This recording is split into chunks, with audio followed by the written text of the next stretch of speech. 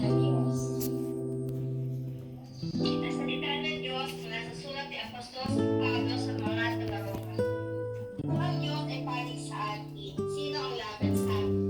Hindi niya pinag-create ang sarili niyang anak, kundi ibinigay para sa ating lahat.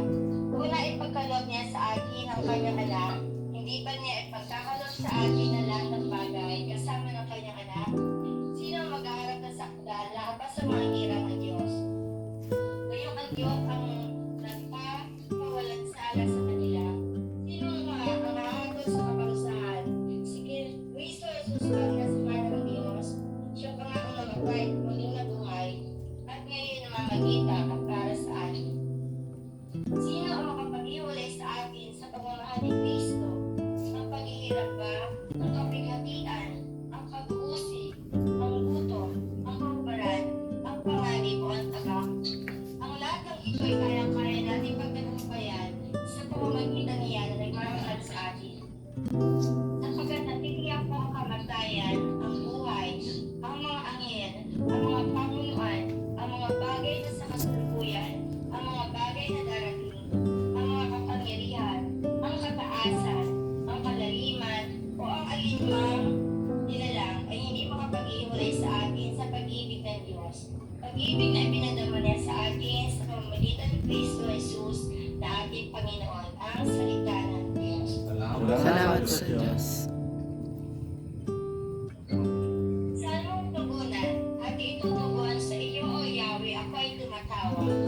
Sa iyo, Yahweh, ako ay tumatawag. Ako ay tiwalang iyong iligtas, tutubusin mo ako sa kahihiyan, upang di magtawa ang aking kaaway. Ang nagtitiwala sa iyo ay tipigo, ang nag-iimagsik, ang masisipayog, tugon. Ang kalooban pa ituro, O Diyos, ituro mo sana sa abang ng lingkod. Ayon sa matuwid ako ay turuan, ituro mo, Yahweh, ang katotohanan, tagapagligtas ko, inaasahan, sa buong magkakoy pinagtitiwalaan, tugon. Yahweh, tumatawag.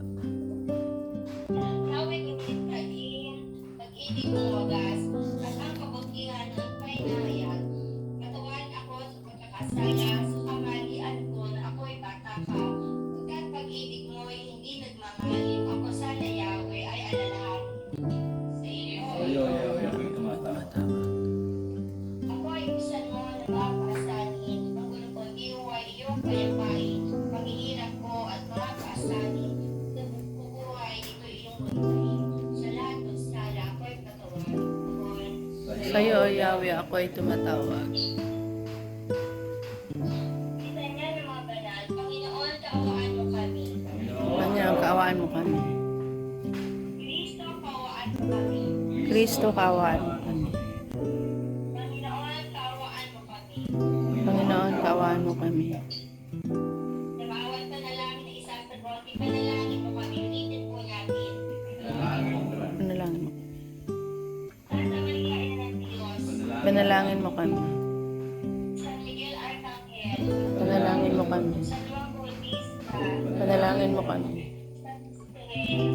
Panalangin mo kami. San Pedro. Panalangin mo kami. San Pablo. Panalangin mo kami. San Angel. Panalangin mo kami. San Esteban. Panalangin mo kami. San Joaquin. Panalangin mo kami. Santa Ana. Panalangin mo kami. Santa Agnes. Panalangin mo kami. Santa Ana. Santa Catalina. Panalangin mo San kami. Lorenzo Rupi. Panalangin mo kami. San Pedro Calungsod. Panalangin mo kami. San Agustin. Panalangin mo kami. Lahat kayo mga banal sa langit. Panalangin mo kami. Kristo, sa bawat tugon, sa bawat kahilingan na ating tutugon, Panginoon, tingin mo kami. Ulitin po natin. Panginoon, dinggin mo kami. Kristo, patawarin mo ang mga kasalanan na ililingkod na si Papa Bayani at Mama Ana Correnta. Panginoon, tingin mo kami. Dinggin mo kami. Kristo, tanggapin mo ang mga kaluluwa ni Papa Bayani at Ana Correnta sa buhay na walang hanggan. Kristo, alalahanin mo ang mga kabutihan ng iyong